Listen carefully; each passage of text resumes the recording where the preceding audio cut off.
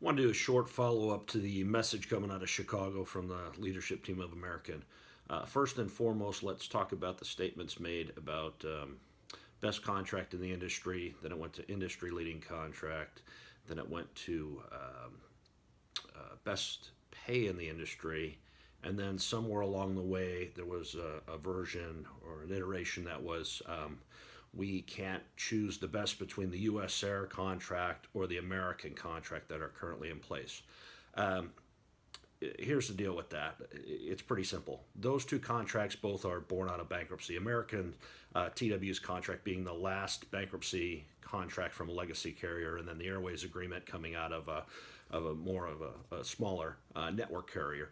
But long story short is this: dollar for dollar, when you compare the American contract or the Airways agreement, there's several things in both agreements that fall well short of where United is today in their current agreement. And that agreement only passed by 52% with a pretty massive buyout.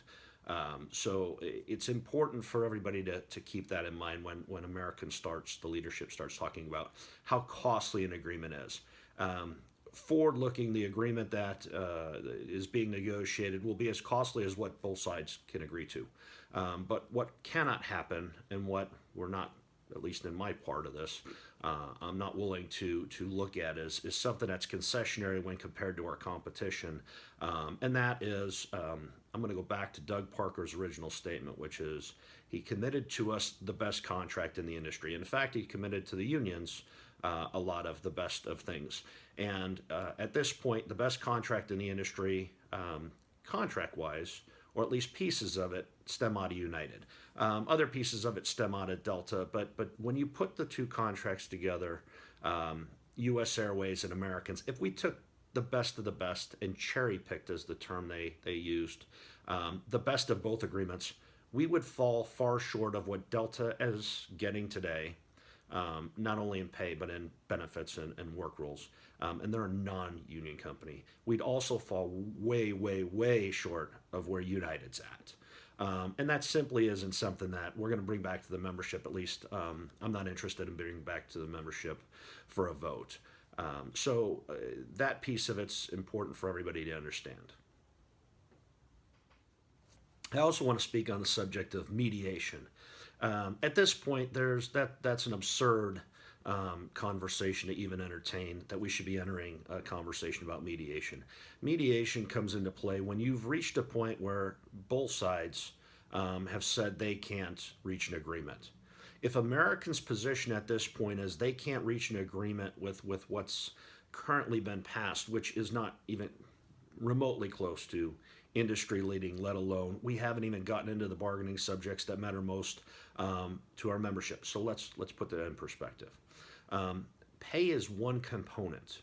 When you take home in your hourly wage rate is a piece of the contract. However, how much you pay back in benefits, or how many weeks of vacation you actually get, or how much you get paid for overtime, whether you're compensated for a bypass or you're not compensated for a bypass, that's something that plays into it. And then obviously, as we walk through the rest of the articles, all those things culminate into how much the overall contract costs.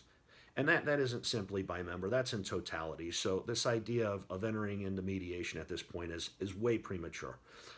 If we get to a point when we get into scope, and at some point we will, the company's basis is so far off, we may reach an impasse, and I'm not afraid to say that to anybody. Thus far, though, the things we have talked about, the company has not come to the table and even been remotely close to industry leading on the maintenance and related side, and that includes stores as well. So when we say that, I just want everybody to be cognizant of the fact that the things we've talked about are the things that are on the table that were advanced as conversations in the meeting. The company has not proposed anything that's industry leading. In fact, that's why they're probably holding those things back. They'd like compromise, and compromise comes with conditions. So at the end of the day, if the contract leads the industry, and this is what's important, and I will agree with Robert Isom on this, the term industry leading is a horrible term. It's a horrible term because it means nothing. Every piece of the contract means something different to everybody else. The best in the industry and that's what Doug Parker said, the best contract in the industry is what's critical here. So when you put all the components together, vacations, holidays, overtime, your work rules, your pay, your benefit package, when all those things come together and you look at the total compensation, that's the only way you can determine whether or not you have the best contract in the industry. And again, I'll agree with Robert Isom on one thing that he said throughout the conversation. Industry leading is a horrible term. Because industry leading does mean something to everybody else. But when you culminate and put together the best contract in the industry, and you can stand in front of that, the company and the union can stand in front of presenting their employees with the best contract in the industry, our membership with the best contract in the industry, then we'll actually have something that'll deliver the number one airline in performance. And this is the world's largest airline, make no doubt about it. Their size and scope and reach compared to their competitors, we have a substantial advantage.